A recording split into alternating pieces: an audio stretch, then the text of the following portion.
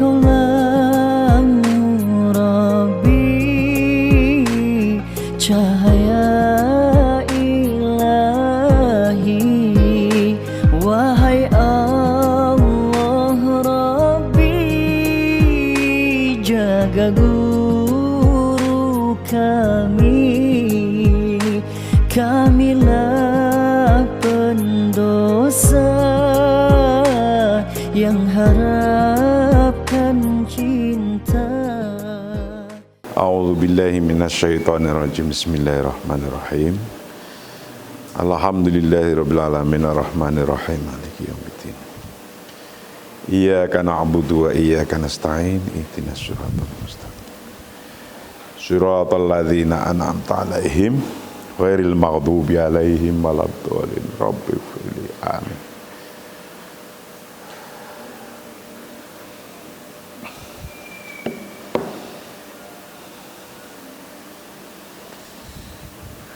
Kajian kita tentang kitab Sihrul Qiyadah, The Magic of Leadership, yang ke-45. Ke-45 ini masih dalam bab yang menjelaskan bagaimana caranya meminimalisasi penyakit-penyakit durut dan tawatur, yaitu penyakit tentang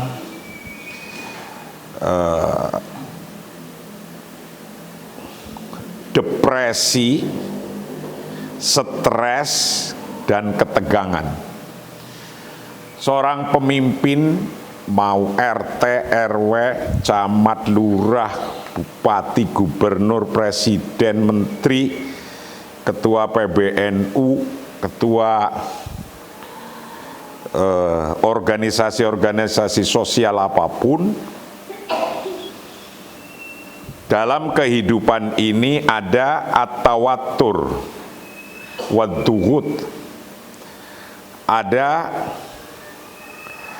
stres dan ada ketegangan ketika memimpin banyak orang. Stres dan ketegangan ada manfaatnya, kemarin sudah kita jelaskan manfaatnya. Kalau tidak ada stres, ad-dughut wa tawatur, dan tidak ada ketegangan, berarti pemimpin itu bukan pemimpin, karena tidak akan ada kegiatan apapun tanpa stres.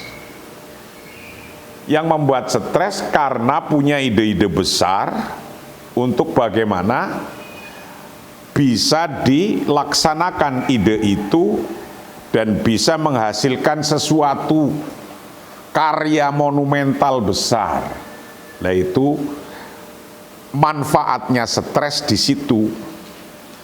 Nah, pertanyaannya, ketika stres itu berlebihan, yang berlebihan itulah yang harus kita manage, kita atur.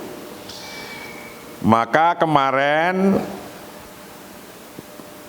untuk bisa memanage stres pada diri kita masing-masing seorang pemimpin, ada 7 hal yang sudah dijelaskan pada pelajaran yang ke-44. Itu nomor 1 tentang untuk mengurangi stres, untuk mengurangi ketegangan, maka pemimpin nomor 1 harus mampu at-tafwidu, mendelegasikan job, mampu membuat job description, dan mampu mengontrolnya. Job description dibuat, adanya departemen-departemen, adanya ketua bidang-bidang, adanya lembaga, badan, dan seterusnya. Itu adalah salah satu bentuk untuk at-tafwid. Itu bisa mendelegasikan amanat muktamar apa saja, yang harus wajib dilakukan.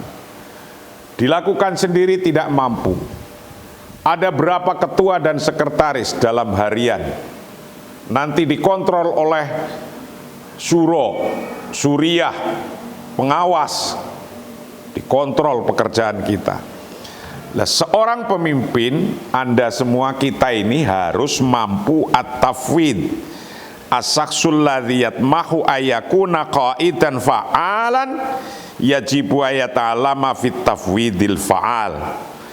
Bagi seorang kandidat atau bahkan calon atau bahkan yang sedang berjalan jadi pemimpin, itu ayyakuna qaidan fa'alan, untuk menjadi pemimpin yang efektif yajibu ayata'alama fannat tafwidil fa'al, harus mampu belajar tentang bagaimana mendelegasikan secara fa'al, secara efektif.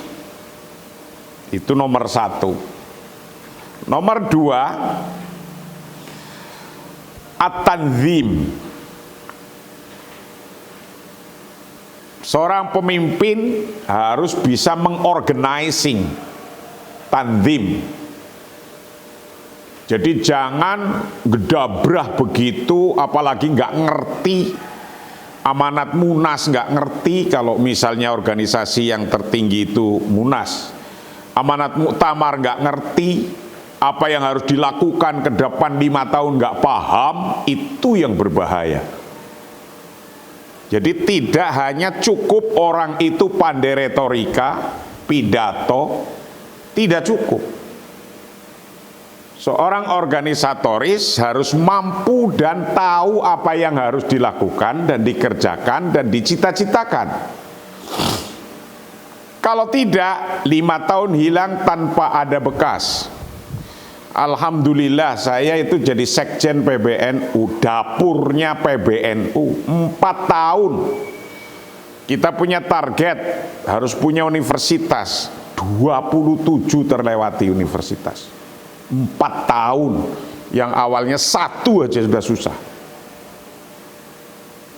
Itulah yang termasuk Stainu, awalnya saya turut mendirikan jadi Universitas NU Unusia, yang sekarang sudah alhamdulillah berjalan dengan baik. Gitu. Lah, indama yasudu jauh minan nizam wa tartib ala hayatik yusa'iduka hadza fit takhallus minad dughut wat tawatur. Jadi pertama harus mampu kedua harus mampu mengorganisasikan, yaitu ketika suasana al-jauh lebih, suasana itu tentang keteraturan dan ketertiban mendominasi hidup. Jadi kalau kita semua mampu membuat tanzim, nanti akan keteraturan hidup akan muncul. Anda ini santri perempuan, di dapur harus ada benda kecil namanya tusuk gigi. Tusuk gigi, beli sudah, banyak punya. Tapi ketika naruh tusuk gigi itu nggak jelas ditaruh di mana. Ketika mau menggunakan itu marah dulu. Kelihatannya barang sepele, tusuk gigi. Barangnya ada, ada. Naruhnya di mana? Nggak tahu. Lah berarti Anda itu tidak bisa tanzim. Nah kalau Anda jadi pemimpin kayak gitu, ini benda kecil ya, tusuk gigi. Mau nyari tusuk gigi aja marah dulu. Lah itu artinya apa? Organisasi yang tidak tertib. Nah, itu organisasi yang tidak tertib. Contohnya begitu. Nah, tapi kalau tertib, rapi, ada di depannya, di tempat makan, lengkap. Jadi orang tidak mencari-cari sudah.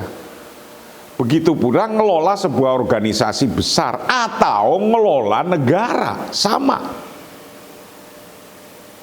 Duitnya banyak, APBN-nya banyak, salah tasarruf, nggak jelas targetnya berapa untuk apa.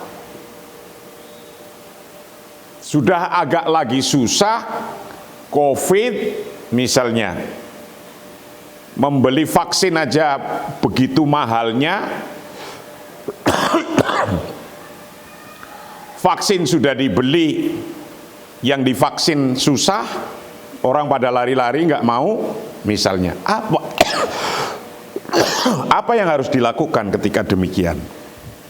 Nah, itu harus mampu at-tanzim, organize. Kalau nggak mampu sendiri pemerintah melaksanakan vaksin, loh, di Indonesia ini negara yang oleh Allah sudah diciptakan dengan segala perangkat baiknya banyak. Organisasi Islam aja lebih dari 80 organisasi. Coba itu digerakkan, diajak,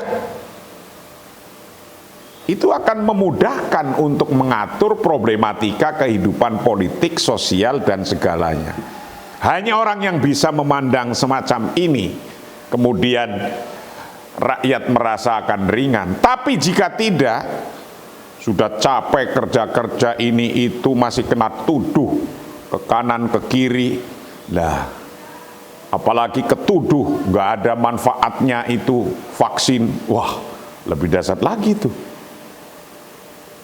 Nah, yang semacam ini hanya butuh apa? At-tanzim, organizing, sampai ke publik juga paham dan mengerti.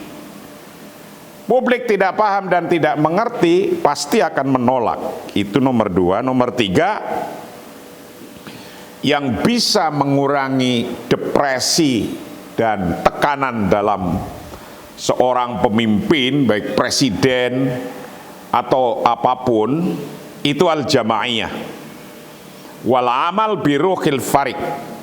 Itu nomor 3, kerja tim tadi yang saya sampaikan. Lah, kalau antar menteri saja sudah beda statementnya, bagaimana bisa ngelola disebut kerja tim yang baik?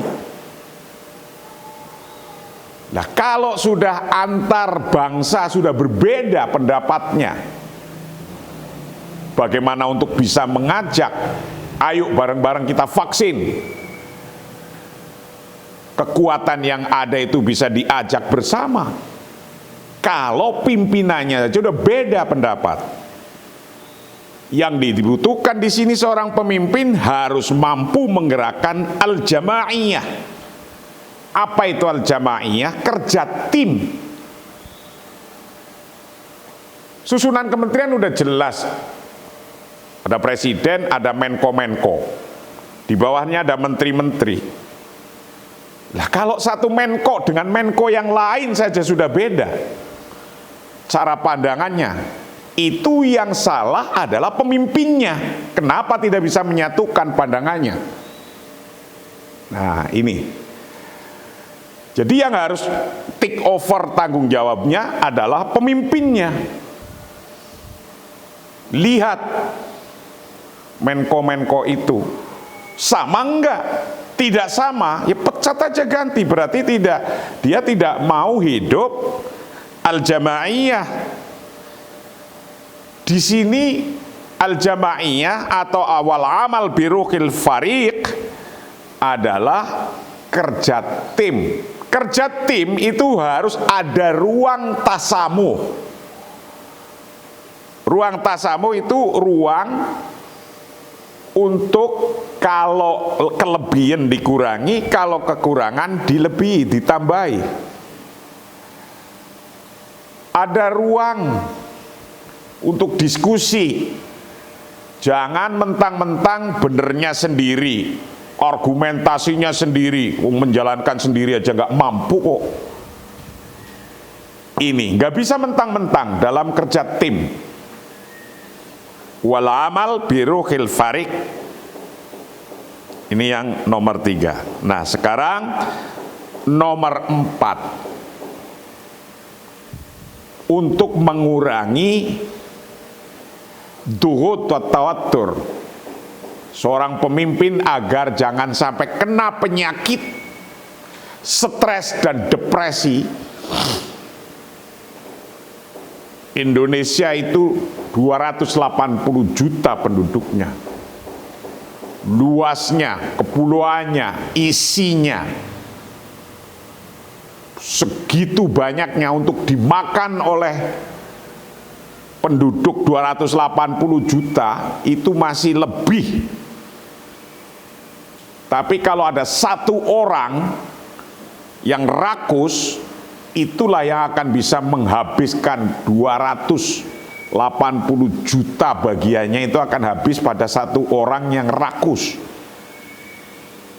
Yang keempat, la tahmal humumal madi wala tastad'i muskilatil mustaqbali. Ini cara mengatasi depresi. Yang nomor 4 adalah jangan membawa kekhawatiran masa lalu. Masa lalu jangan dibawa kekhawatirannya, dan jangan memanggil masalah masa yang belum datang. Persoalan masa lalu sudah selesai, dan jangan mencari-cari persoalan masa depan. Yang masa lalu sudah, itu sebagai riwayat saja. Kalau baik untuk diteruskan, kalau jelek untuk dihindari, jangan sampai kejeblong satu lubang 2 kali. Itu masa lalu gunanya untuk itu. Jangan dipikir terus, aduh dulu kemarin aja gini, kemarin gini, kemarin terus. Emang kita hidup kemarin apa? Seorang pemimpin gak boleh begitu, gak boleh ngomong kemarin terus. Dula dulu terus. Enggak. Tuntutannya hari ini mau apa? Amanatnya itu apa? Undang-undang itu mau nyuruh bikin apa jadi pemimpin di republik ini? La tahmal, janganlah membawa humumal madi, akan kekhawatiran masa lalu. Wala tastad'i, dan janganlah memanggil muskilatil mustaqbali, pada masalah yang akan datang.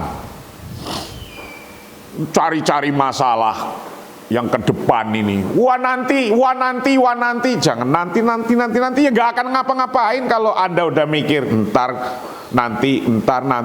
Wah, kapan kamu bisa punya baju baru? Kapan kamu bisa punya rumah? Kapan bisa punya mobil bagus? Kapan bisa menjadi pembayar zakat yang besar? Kalau nanti takut ini, nanti, aduh, nanti. Wah, nanti terus apa itu? Lakukan. Sekarang lakukan untuk sekarang, ngelihat ke depan. Ini target saya ini. Harus kayak gitu hidup ini. Kalau Anda hidup gak punya target, wes dah. Waktu umurmu hilang. Ini kan Anda semua mahasiswa, mahasiswi. Sekarang sudah waktunya memulai target punya suami istri. Lalu apa setelah suami istri punya? Lalu bagaimana kerja untuk ngidupinnya gimana? Jangan takut. Kadang takut itu membuat pusing diri kita sendiri. Mamado fata wa malam yakti lam yajib at-tafkir fihi. Ini yang penting malah ini nih. Apa yang telah lewat adalah telah berlalu, dan apa yang belum datang tidak untuk dipikirkan terus-menerus melebihi kapasitas waktu. Yang sudah berlalu, sudah. Ma bermula hal-hal mato yang telah berlalu, fata maka sudah lewat apa-apa. Wama bermula hal-hal lam yang belum datang, apa ma lam yajib tidak wajib, apa tafkiru memikirkannya fihi dalam ma. Sesuatu yang sudah berlalu sudah. Jangan dihabiskan pikirannya untuk ngerenungi itu terus. Apa gak ada gunanya yang berlalu? Ya ada gunanya. Gunanya apa? Untuk inget-inget. Kalau jelek jangan kecegur 2 kali di situ. Kalau baik terusin. Hanya 2 itu fungsinya. Tapi jangan kebunuh oleh perasaan. Waduh kemarin. Aduh aku rugi 10 juta. Aduh aku. Emang ketika rugi 10 juta dengan mikir rugi terus kembali itu 10 jutanya, kan enggak juga. Minna man yaishu warubah tamluku minal qadim. Beberapa dari kita hidup dan ketakutan dipenuhi dengan yang akan datang. Ini kadang di pikiran kita ini sudah terpenuhi rasa ketakutan pada hal yang akan datang. Waduh, nanti saya bisa selesai nggak kuliah? Waduh, seperti sekarang saya sudah tentukan pesantren Darul Ikhwah ini untuk menjadi pesantren digital pertama. Maka kita membuka telekomunikasi. Karena apa? Zamannya udah beda, udah berubah. Nah, digital yang saya maksud agar Anda memudahkan untuk hidup ke depannya. Yang mau jadi kiai digital, punya ilmunya banyak, bisa baca kitab, buku-buku tahu, disampaikan melalui digital. Yang tadinya kalau ngaji di masjid atau di pesantren cuma 100 orang seperti ini misalnya, ketika disampaikan dengan digital sekarang begini nih, NU channel, streaming, ribuan yang ikut ngaji ini juga sekarang, detik ini. Nah ini namanya lompatan cara berpikir. Maka silahkan siapa saja yang ingin mempunyai keilmuannya jelas, tapi tahu cara menyampaikan ilmu itu, sehingga Anda akan memudahkan Anda ke depan jadi tokoh dengan cepat. Maka di sini ada Telkom, ada D3, ada D4 ya, ada S1 di sini. Siapa saja silakan. Dan ini zamannya. Kenapa saya mau berubah dengan cepat begini? Karena kalau nanti Anda ingin jadi ustadz, ya sudah digital dengan cepat. Anda ingin dengan bisnis digital dengan cepat.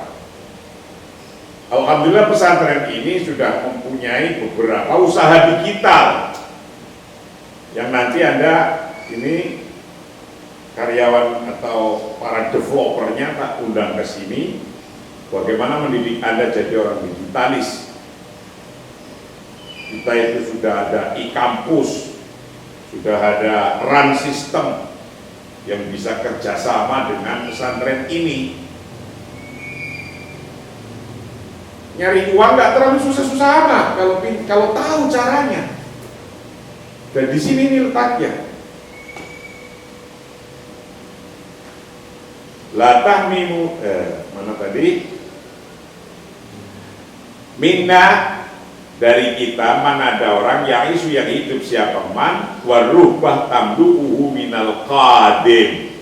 Warubah bermula ketakutannya itu tamduhu memenuhi apa ketakutan pada man minal qadimi dari hal-hal yang akan datang. Jadi orang kadang sudah ketakut dengan hal-hal yang akan datang. Hal-hal yang akan datang itu kan dipikirkan. Oh kalau gini harus gini, oh kalau gini harus gini.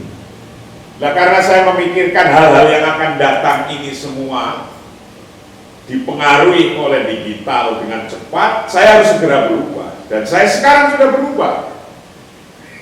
Belajarnya sama aja, ada belajar Jumia, Ibriti di sini dan segalanya kitab.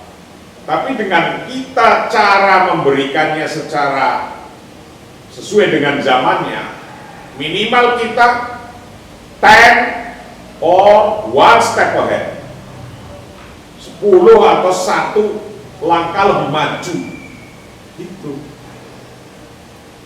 Jadi sekarang itu hanya orang cerdas-cerdas yang bisa ambil keputusan begitu. Nah di sini saya lakukan begitu. Maka silakan yang punya keluarga, ikutin sini. Yakinlah ke depan bahwa dunia milik kita. Wa huwa lam ya'ti ba'du wa huwa, dan itu dalam atau belum datang. Jadi ajal muskilatil ghad ila ayatiyal ghad, karena hal itu belum datang, jadi tunda masalah esok sampai esok itu tiba. Jadi jangan ngerenungin ketakutan besok mau apa, besok gini, besok gini, besok gini. Aduh susah banget itu.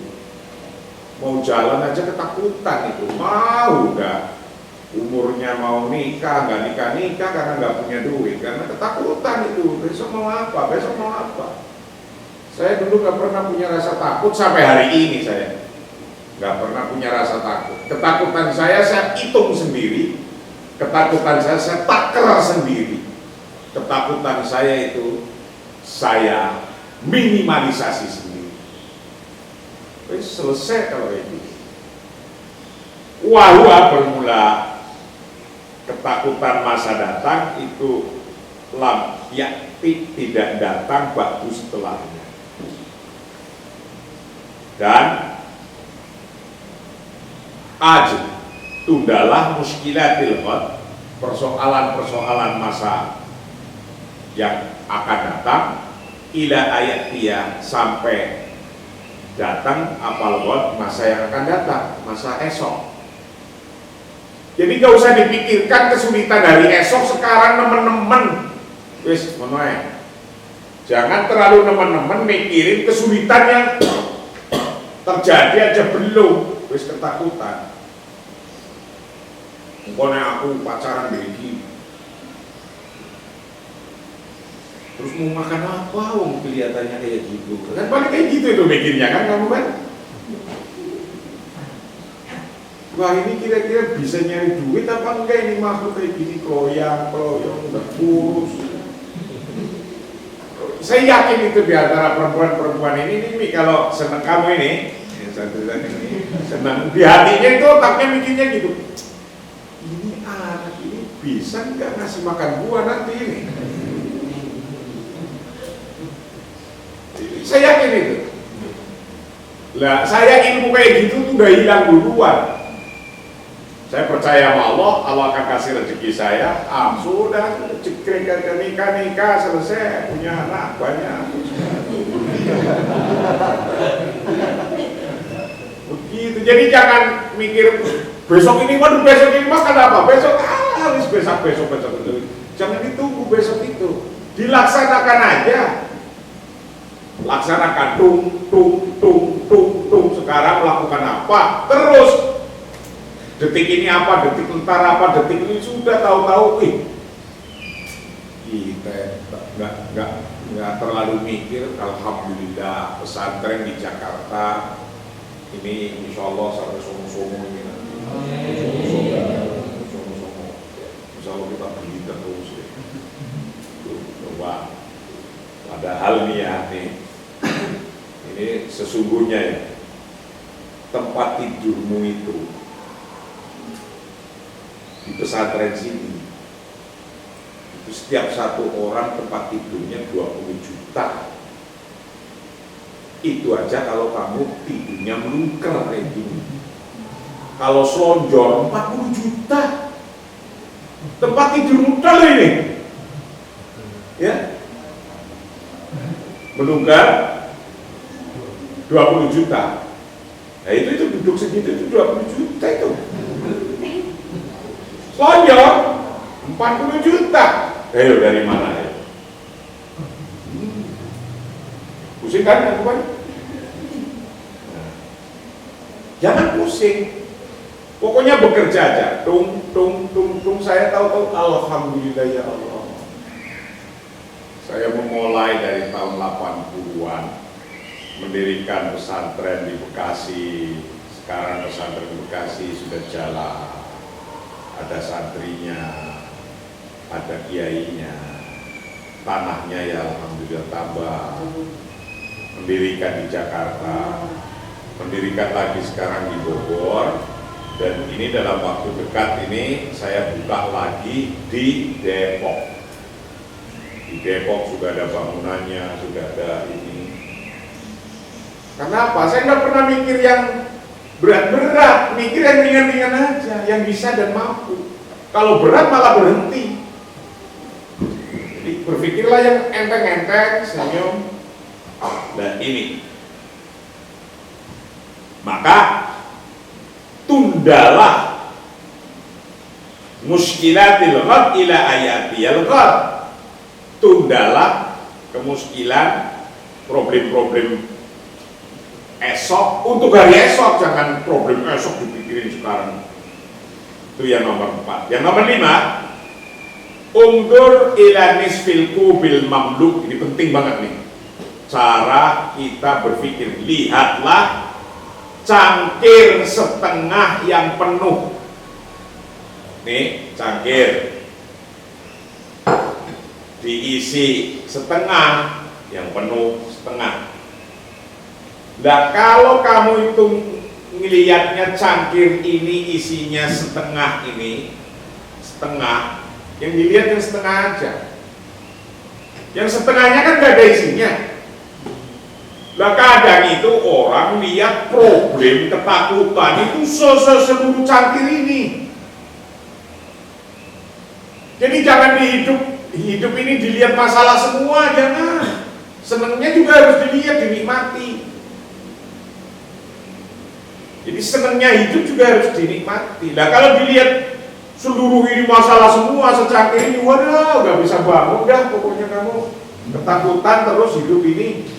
Apalagi zaman corona kayak gini.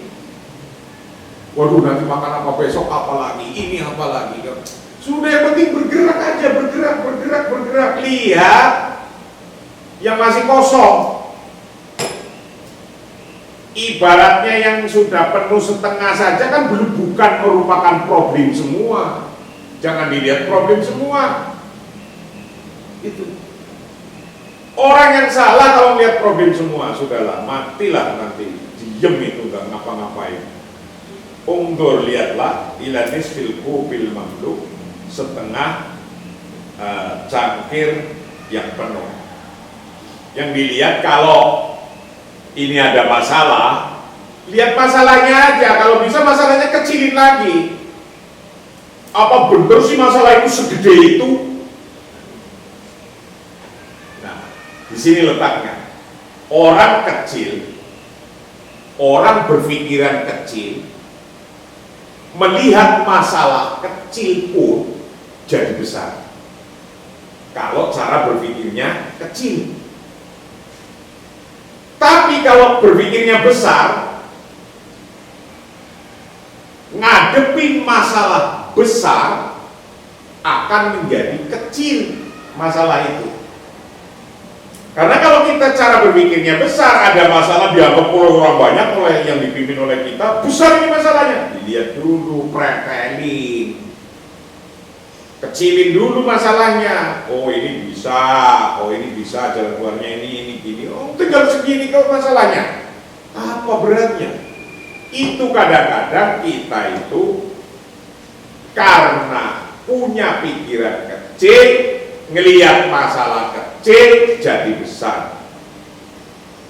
Tapi kalau kita berpikiran besar, ngelihat masalah besar pun akan bisa mengecilkan masalah itu.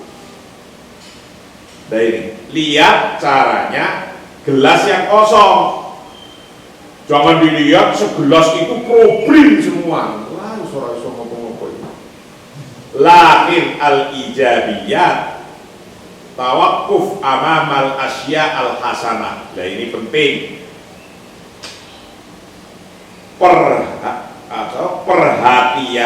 Perhatikan yang positif saja. Berhenti di depan hal-hal yang baik. Nah, ini penting. Perhatikan, ini masalahnya gelas ini separuh isinya. Kalau separuh ini dianggap problem semua, masih kedepannya ini masih ada separuh yang bukan problem. Kalau separuh sudah dianggap rugi semua, ini masih ada setengah yang masih kosong. Atau bagaimana mengecilkan problem itu? Dan itulah intinya lahir al-ijabiyah. Perhatikan yang positif, jangan melihat negatif terus. Dan melihat calon pacarnya kok negatif terus, wah jadi bisa putus harus entek putus wis. Ya lihatlah kelebihannya, masa Allah ngasih dengan sempurna, otak yang sempurna, badan yang sempurna, masa sih ketakutan terus hidup ini? Tidak ada kamu takut belajar di sini. Yang ada kamu sukses. Dan Anda harus yakin itu. Buang kata takut itu. Kata takut itu cara membuangnya kita lakukan kerja, teklik, wes dadi. Saya tuh nggak pernah mikir dulu itu. Nah kok hari ini saya ternyata sudah punya pesantren berdiri dengan saya tanpa sadar, yang penting saya hanya melakukan setiap hari aja. Itu. Nah kalau mungkin saya dulu hanya niat kerja, utak-utik kerja, ya dapat gaji ya sudah segitu, punya rumah 100 meter aja di Jakarta susah, betul. Nah saya nggak bisa ngasih tempat tidurmu itu 20 juta itu. Saya kan bisa ngasih tempat tidurmu 40 juta kan. Kalau selonjor kamu, kira mahal ini. Tawakuf amamal asya al hasanah. Berhentilah di depan hal-hal yang baik. Jadi jangan berhenti di depan yang negatif. Yang negatif harus diubah menjadi yang positif, yang baik.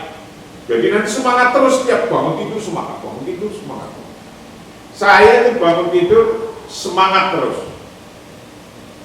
Semangat, setiap hari semangat saya. Karena apa? Di otak saya udah ada gambarannya, besok mau gini. Begitu, jadi saya gembira terus. Senang. Apa-apa punya apa-apa.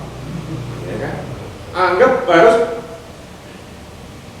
karena saya itu yang paling real yang ada di depannya. Saya nggak melihat itu mobil yang saya pakai entah Kijang, entah Ford, entah Mercy, atau entah itu yang paling mahal itu yang sekarang tuh apa namanya? Berapa? Oh, kamu aja nggak ngerti mereknya. Bagaimana jadi orang punya mobil yang merek mahal? Apa itu mereknya? Hah? Apa? Wow, orang ngerti memang lumayan.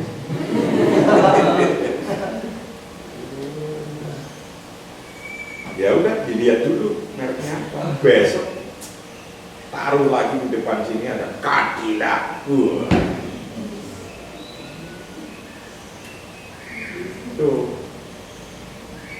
Jadi kamu melihat kayak gitunya itu berapa itu? Internet. Itu. Jadi jangan heran. Sekarang apa-apa ada, mau naik pesawat ada, nggak usah beli pesawat. Mau naik jet ada, nggak perlu beli jet. Udah disiapin semua oleh pabrik, tinggal jalan doang. Nah ini Sofikil asya al-jayyidah allati amaltaha. Nah ini kalau ada lagi sukses, sofak, bertepuklah tangan lil asya untuk hal-hal al-jadidah, al-jayyidah yang baik, allati amaltaha yang Anda telah melakukannya. Anda kok sukses, kerja tim, sukses, sukses, itu tepuk tangan lah. Ini bentuk daripada syukur, bukan ditepuk tangannya yang intinya, bukan kayak gininya yang intinya hati senang, pikiran gembira, itulah yang disebut la in syakartum la azidannakum. Tepuk tangan termasuk bersyukur, kegembiraan. Umumkan, woi sukses hari ini, tepuk tangan. Baca alhamdulillah sekeras-kerasnya, alhamdulillah, alhamdulillah, alhamdulillah. Gembira semua, ada apa kok alhamdulillah? Wah ini sukses ini. Itu akan, yang dengar saja, yang mendengarkan kita sukses itu udah seneng. Nah, tapi coba Anda bayangkan, dengerin cerita susahnya kamu terus, saya tahu suruh deh. Nanti siapa itu? Potok-potok. Alah itu paling nanti cerita runyem terus itu. Jadi jangan cerita runyem-runyem. Pokoknya datang ke saya nanti kamu punya anak, kelihatan ganteng-ganteng, jangan cerita yang runyem-runyem. Cerita yang sukses, begitu. Karena cerita runyem akan membuat runyem. Wes, yo, jangan cerita runyem. Nah, ini kitabnya bunyi begini, kok mau apa itu? Iqdar anta Aisyah wa anta tu tartadi nadorota saudaan qaimatan la taro illa bisayyi'in faqat. Nah ini penting ini, kalimat ini. Berhati-hatilah bahwa Anda hidup dengan memakai kacamata hitam yang terpakai Anda tidak melihat kecuali hal-hal yang buruk saja. Jadi jangan orang hanya memakai kacamata hitam terus. Nanti yang dilihat ya hitam semua. Yang di otakmu itu jangan pikiran negatif terus. Nanti akan jadi negatif terus. Kacamatanya hitam terus. Iqdar takutlah anta Aisyah untuk hidup siapa Anda wa anta bermula Anda itu tar tadi wa Anda bermula Anda itu tar tadi memakai nadhorotan saudaan akan kacamata hitam, qaimatan yang selalu terpakai, lataro tidak akan Anda bisa melihat illa asayyi kecuali dengan hal-hal yang jelek, fakot saja. Kalau kacamatamu dikasih kacamata hitam terus menerus melihat ini jelek, melihat teman jelek semua, gak ada manfaatnya, gimana itu? Daripada mikir yang melihat orang jelek semua, mestinya harus melihat positifnya. Ini bisa dipakai ini orang ini bisa bagus, ini orang ini bagus. Jangan orang-orang itu dianggap negatif, tapi anggaplah positif. Anda bisa menggunakan dia apa enggak? Itu.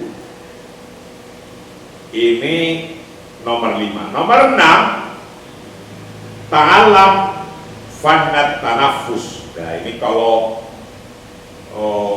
orang sudah mempunyai kerjaan yang banyak, sibuk, ini juga harus ada rileksnya. Rileks. Cara rileks itu gimana? Cara rileks adalah ta'alam fannat tanafus. Ini belajarlah, pelajari seni pernapasan. Jadi Anda seorang pemimpin, banyak itu nanti yang dikerjakan, seluruh departemen berjalan semua, pembagian ketua-ketua bisa memonitor jalan semua, maka harus ada rileks dikit. Apa dengan cara apa rileksnya? Ta'alam fana tanafus, belajarlah seni pernapasan untuk diri kita ini. Jadi jangan diem aja. Seni pernapasan itu apa pentingnya? At-tanafusu fanun wa huwa qadirun ala i'adati masahatin minal hudu'i an-nisbi ilaika, bahwa pernapasan adalah seni. Ia mampu mengembalikan ruang yang relatif tenang bagi Anda. Jadi kalau kita lagi penat sekali, latihan pernapasan. At-tanafus bermula pernapasan itu fanun sebuah seni. Wawa bermula tanafus fanun itu qadirun mampu ala i'adati masahati untuk mengembalikan ruang minal hudu'i dari ketenangan anisbi yang relatif ilaika padamu. Ta'al akhbaruka bitoriqah as-sahihah ditanafus. Coba saya akan kasih tahu Anda bitoriqah as-sahihah dengan cara yang baik, yang benar ditanafus untuk latihan bernapas. Nah, ini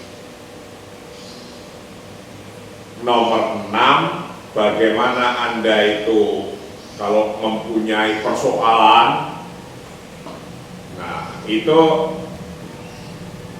kepenatan, latihan bernapas itu menjadi penting. Gimana cara latihan bernapas yang penting?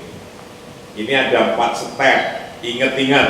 Nomor 1, khud nafsaka antorikil angfi bibat'in wa'ud hatta arba'.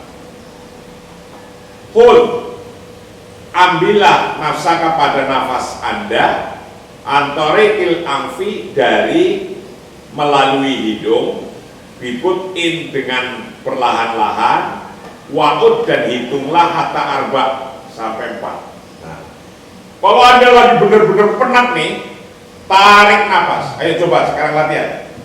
Tarik nafas, coba duduk. Duduknya yang tegak kayak gini. Duduk yang tegak, jangan doyong kayak gini. Masih umur 23 kok sudah kayak gini. Gimana? Ini kayak saya ganteng ini. Tegak, coba duduk yang tegak. Ya. Kalau Anda lagi penat pikirannya, tarik nafas, hitung 4 kali dengan membaca La ilaha illallah. Coba tarik nafas, hitung 4 kali dengan bacaan La ilaha illallah. Masih ditahan. Ayo, mulai.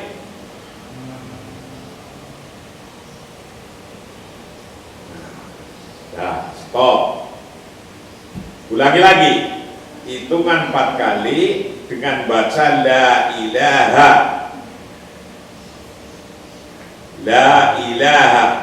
Baru nomor 2, iktafid binafsika wa'ud isnain maroten.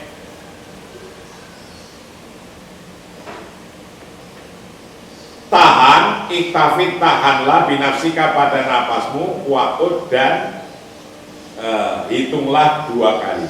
Jadi setelah hitung 4 kali, ditahan hitungan 2 kali. Baru yang ketiga, akhrij atanafus.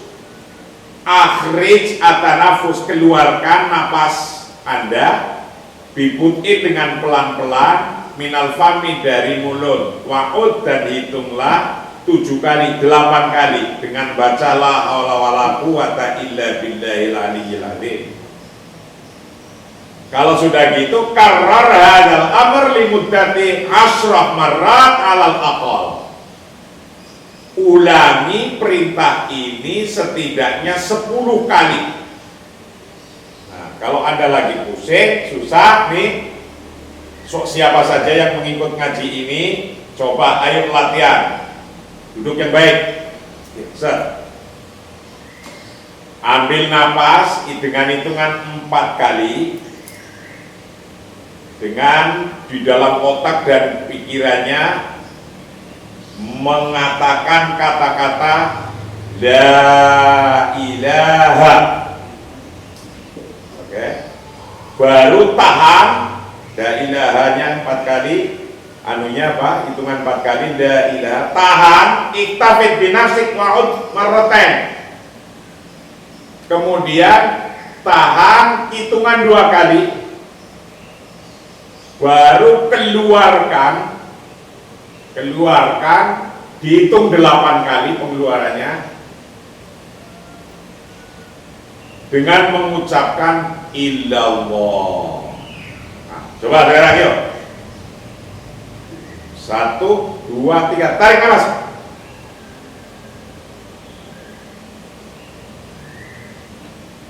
Diam 2 kali. Keluarkan pelan-pelan dengan hitungan 8 kali mengucapkan illallah. Illallah. Tarik la ilaha, diam 2 kali, keluarkan illallah. Coba ulangi. Tarik nafas. La ilaha, diam, keluarkan illallah. Itu kalau ada pusing, lakukan itu minimal 10 kali. Oksigen akan masuk di otak. Ini loh, ini alat saya untuk melihat oksigen saya. Kalau oksigennya itu penuh di otak kita, itu kita akan sehat. Kalau ini oksigen saya ini, nah tuh bagus, 97. Ini oksigen saya. Jadi kalau lagi penat, otak nggak connect, oksigen harus masuk, biar fresh badan ini. Caranya gimana tadi? Tarik nafas, baca. Di dalam pikiran dan hati la ilaha. Diam 2 kali, hitungan 2 kali, lepas hitungan 8 kali. La ilaha.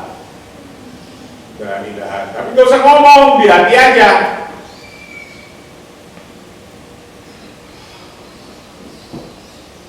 Tarik lagi.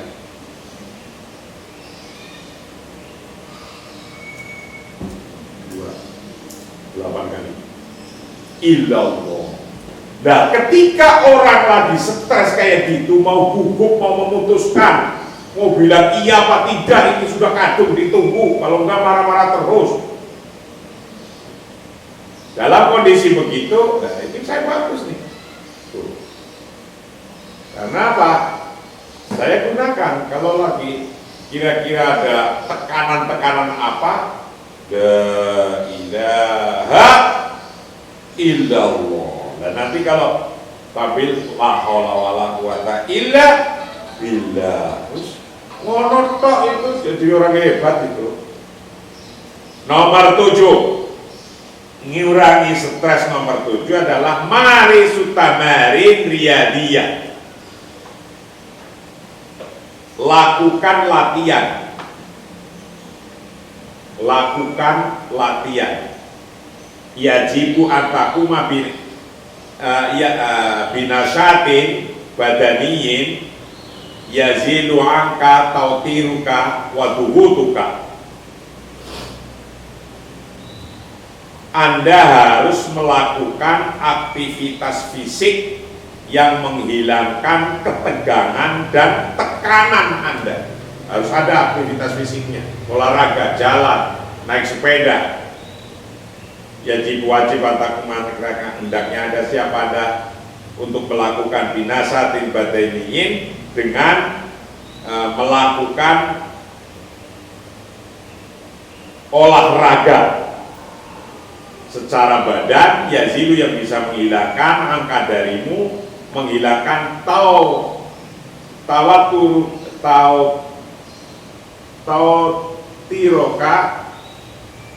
tawaturoka akan depresi Anda, waduhutuka dan akan ketegangan Anda. Kuluna bermula semua kita, ladaina bagi kita, mailun ada sebuah kecondongan, limumarosatin nawimma untuk latihan sesuatu, min anwa'i riyadoti dari macam-macamnya olahraga. Lakinau tetapi qad rukuha bihajatina dan bihajati adami wujudil wakti al-kafi. Lakinau tetapi qad rukuha terkadang kita meninggalkannya pada riyadoh bihajati adami wujudil wakti al-kafi karena tidak adanya waktu yang cukup. Angsahuka antuk tiyali jasadika haqqahu fitansiti wa mumarasati riyadotihi al-mufaddolah. Kata pengarang buku ini, aku sarankan pada Anda, angsahuka, aku sarankan kepada Anda antuk tiya untuk memberikan di jasadika pada hak jasadmu, memberikan hak kau pada haknya jasad. Fitansyiti untuk latihan-latihan, wa mumarasati riyadotihi dan olahraganya jasad al-mufaddolah yang disenangi. Idza lam yakun ladaika hiwayatun ma, jika Anda tidak mempunyai hobi olahraga apa, fa inna mumarasata riyadatil masyi bi kulli muntadimin hamatin jiddan. Kalau Anda tidak mempunyai cara olahraga yang Anda sukai, maka olahraga jalan kaki, fa inna mumarasata riyadatil masyi, sesungguhnya latihan jalan kaki bisa muntadimin dengan cara yang tertib, hamatin yang penting jiddan sekali. Waktu saat itu kadang akan membantu pada Anda, membantu kathiran fi hadzal amri, akan hal-hal yang banyak dalam masalah ini. Jadi minimal Anda jalan kaki setiap hari berapa kilo, berapa meter, untuk biar badan ini bugar, sehat. Nah, kalau badan bugar, sehat, pikirannya positif, punya anak, anaknya akan senang.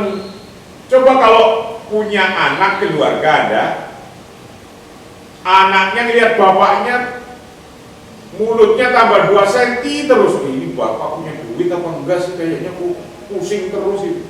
Kalau anak lihat orang tuanya sudah pusing terus, kasihan dan menjadi anak yang nggak tahu apa-apa, anak itu jadi korban.